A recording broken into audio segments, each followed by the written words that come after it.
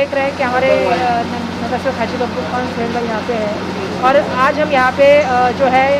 आपको पता है कि माहिम कब्रिस्तान का जो प्रॉपर्टी टैक्स था उसको कम करने का काम किया गया है और साथ ही साथ में बहुत सालों से यहाँ पे लाइट नहीं थी। आज उस लाइट को खंबे का जो है उसका लगाने का काम होगा। यहाँ पे लाइट का प्रावधान जो है वो करने का निर्णय जो है वो काम हो गया है। और कुछ समस्या यहाँ पे है, जैसे आपको पता है कि टॉयलेट की समस्या है और कुछ समस्या है, उसके ऊपर भी आने वाले दिनों में पूरी तरह से काम करने की कोशिश हमारी रहेगी। लेकिन आज के इस कार्यक्रम के माध्यम से हम यहाँ पे लाइट और जो प्रॉपर्टी टैक्स है उसको कम करने में सफल होंगे। तो वर्षा जी बताइए कि किस तरीके का नवीनीकरण यहाँ पे करने जा रही हैं, क्या कुछ प्लान है आगे? नहीं, बिल्कुल यहाँ पे जैसा आप सभी को पता है कि जिस तरह से यहाँ पे कुछ दुरुस्ती की भी बात थी, यहाँ पे जैसा शौचालय की बात मैं कर रही हूँ, कुछ टनल की बात है, तो इस सभी मुद्दे के ऊपर लगातार बात होती रहेगी और आने वाले दिनों में जो मुद्दे छूटे हैं उनको तो हमने काम कर दिया, लेकिन जो बचे हुए मुद्दे हैं उनके ऊपर भी आने वाले दिनों में हम काम करेंगे, लोगों को सुविधाएं देना, क्योंकि मुझे लगता है ये सबसे ऐसी जगह है जहाँ पे सबका जीवन का सत्य है, सभी को यहीं पर अंत में आना है। और ऐसी जगह में हम अगर लोगों को सुविधाएं दे सकें, एक अच्छा जो इनकी जो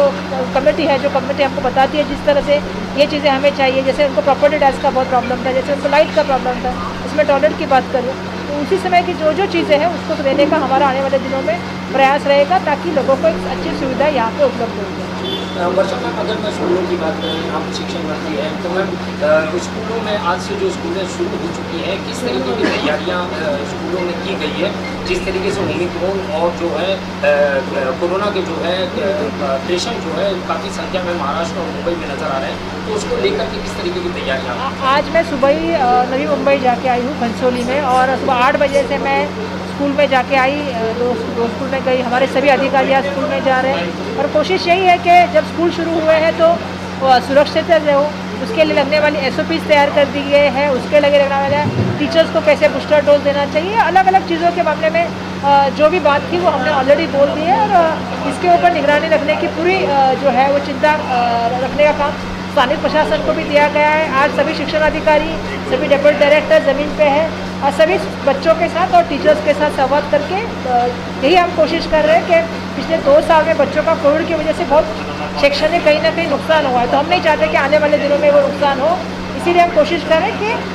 पूरी तरह से चिंता रखते हुए, पूरी तरह से प्रिकॉशन लेके हम स्कूल को शुरू करें। तो आज सुबह मैं 2 दिन स्कूल को जाके आई हूँ और अभी भी हमारा कार्यक्रम जारी है, तो मैं बहुत धन्यवाद दूँगी आप सभी का कि आप सभी यहाँ पे आए हमसे रूबरू। आज मैं सुबह ही नवी मुंबई जाके आई हूँ घनसोली में, और सुबह 8 बजे से मैं स्कूल में जाके आई, दो स्कूल में गई, हमारे सभी अधिकारी आज स्कूल में जा रहे हैं और कोशिश यही है कि जब स्कूल शुरू हुए हैं तो सुरक्षित रहो, उसके लिए लगने वाली SOPs तैयार कर दी गई है, उसके लगे लगने वाला टीचर्स को कैसे बूस्टर डोज देना चाहिए, अलग अलग चीज़ों के मामले में जो भी बात थी वो हमने ऑलरेडी बोल दी है और इसके ऊपर निगरानी रखने की पूरी जो है वो चिंता रखने का काम स्थानीय प्रशासन को भी दिया गया है। आज सभी शिक्षण अधिकारी, सभी डेप्यूटी डायरेक्टर ज़मीन पे है और सभी बच्चों के साथ और टीचर्स के साथ संवाद करके यही हम कोशिश कर रहे हैं कि पिछले 2 साल में बच्चों का कोविड की वजह से बहुत शैक्षणिक कहीं ना कहीं नुकसान हुआ है, तो हम नहीं चाहते कि आने वाले दिनों में वो नुकसान हो, इसीलिए हम कोशिश कर रहे हैं कि पूरी तरह से चिंता रखते हुए, पूरी तरह से प्रिकॉशन लेके हम स्कूल को शुरू करें। तो आज सुबह मैं 2 दिन स्कूल को जाके आई हूँ और अभी भी हमारा कार्यक्रम जारी है, तो मैं बहुत धन्यवाद दूँगी आप सभी का कि आप सभी यहाँ पे आए हमसे रूबरू। मैं एक आखिरी सवाल आपसे करना चाहूँगा, राहुल जी की AD द्वारा 3 दिन से इंक्वायरी चल रही है, क्या पक्ष रखना चाहेंगे? नहीं, जो भी केंद्र सरकार के खिलाफ, मोदी सरकार के खिलाफ बात करता है उनके ऊपर ED, CBI और अलग अलग यंत्रणाएँ जो है काम करने का काम लगातार केंद्र के शासन से होता है। राहुल जी ने हमेशा ही लोगों की, जनता की आवाज़ बन के लोगों के प्रश्न उठाने का काम किया, चाहे वो कोविड कार्यकाल में आपको पता है कि वैक्सीनेशन की बात हो, रोज़गार की बात हो, महंगाई की बात हो, आज भी वो लगातार लोगों की आवाज़ बन के आ रहे हैं, तो कहीं ना कहीं उनकी आवाज़ दबाने का इस देश के संविधान और इस देश की लोकशाही को, कहीं लोकतंत्र को कहीं ना कहीं दबाने का, करने का काम जो है वो इन सरकारी यंत्रणाओं के माध्यम से किया जा रहा है, जो बिल्कुल सरासर गलत है, क्योंकि इस देश के संविधान ने जो विरोधी पक्ष है उसको जनता का दर्पण जैसे आग मिल रहा है वैसा वो भी काम उनके माध्यम से होता है, लेकिन दुर्दैव से हम देख रहे हैं कि दिन ब दिन ED और सरकारी यंत्रणा का वापर करके एक तरह का दबाव तंत्र जो है वो लाने का काम केंद्र की सरकार के माध्यम से, मोदी सरकार के माध्यम से होता है। तो मैं यही कहूँगी, अगर लोकतंत्र में टिकाना है, लोकशाही और हमें अगर देश का संविधान बचाना है तो हम सबको इसमें एक जन संघ बन के आना होगा। जिस तरह से राहुल जी के ऊपर आज ये बात है, सोनिया जी के ऊपर बात है, आपको पता है वो केस क्या है? पीछे पुराने एकदम ज़माने के कुछ केस निकाल के उनके ऊपर वो ईडी का नोटिस देने का काम होता है। आज हम देखते हैं अलग अलग लोगों को होता है। तो मैं यही चाहूँगी कि ये दबाव यंत्र जो इस्तेमाल किया जा रहा है उसका हम धिक्कार करते हैं। कांग्रेस पार्टी ने अंग्रेजों के खिलाफ लड़ाई लड़ने का काम किया है, हम आगे पीछे भी लड़े हैं, आने वाले दिनों में भी लड़ रहे हैं, आगे भी लड़ेंगे, ये मैं आपसे कहना चाहती हूँ। चैरिटी कमिश्नर में था, अभी वक्फ बोर्ड में है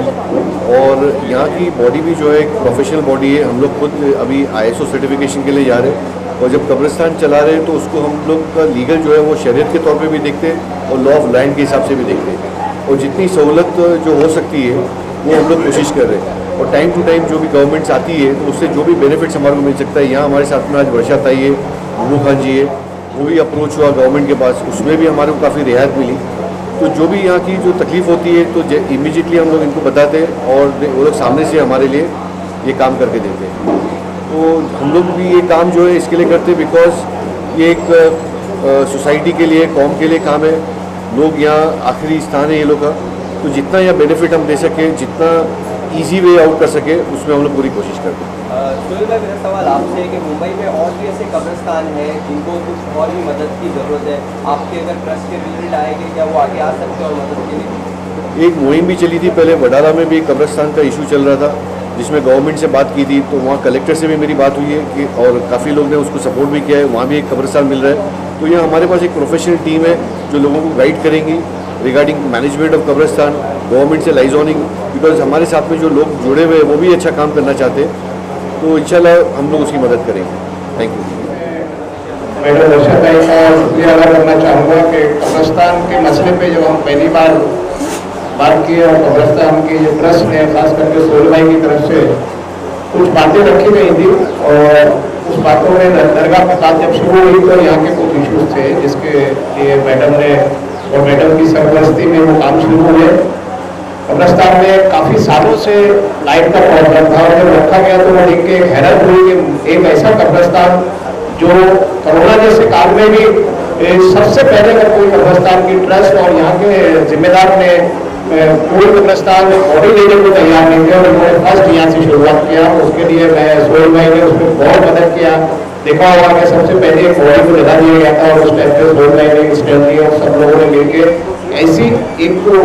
अच्छी जगह और ये तो शहर खामोशा है और यहाँ पर सारे लोगों को रहना है, तो ये ट्रस्ट ने जो शुरुआत की काम की और उसमें हम लोगों ने थोड़ा सहयोग करके यहाँ पर काम किया और मैडम की सरपरस्ती में हम बहुत बड़े काम यहाँ पर कर चुके जो बहुत सालों से पेंडिंग थे। और जब मुझे मालूम पड़ा कि यह एक बहुत बड़ा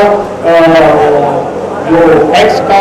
प्रॉपर्टी टैक्स बहुत सालों से बाकी पड़ा हुआ था और उस पर कोई काम नहीं हो रहा था, जब मैडम को बोला तो मैडम ने अपने बंगले पे मीटिंग लगाई और सारे अधिकारियों को बुला के और BST के अधिकारियों को बुला के बोला गया कि भाई इतने साल से इतना बड़ा कब्रिस्तान है और यहाँ मीटिंग लगा के उसमें ये समझाया गया कि भाई यह क्यों नहीं हो रहा है। तो BST ने भी उस पर डायरेक्टली चीनों के वार्ड ऑफिसर ने उस पर स्टैंड लिए और बहुत जल्दी हमारे ये काम हो चुके हैं और मैं मैडम को इसके लिए बहुत धन्यवाद देना चाहूँगा कि हमारे इस कब्रिस्तान के लिए मतलब बहुत पुराने जो काम थे वो हो गए और आने वाले दिनों में जो पेंडिंग काम है कुछ उन्होंने लेटर दिए हैं कुछ और हम उम्मीद करते हैं कि मैडम की सरपरस्ती में वो काम भी हम बहुत जल्दी करके देंगे। बब्बू खान जी, फंडिंग क्या, ऐसे कामों में फंडिंग का काफ़ी बड़ा हाथ होता है, तो फंडिंग के मामले में किस तरीके से फंडिंग मुहैया करवाया जाएगा इन सारे कामों के लिए? नहीं, अभी तक जो काम थे वो महानगर पालिका के काम थे, तो वो महानगर पालिका अपने फंड से काम कर रही है और जरूरत लगेगी तो सरकार की तरफ से भी कोई ना कोई फंड का अरेंजमेंट करके यहाँ के काम करके रहेगा।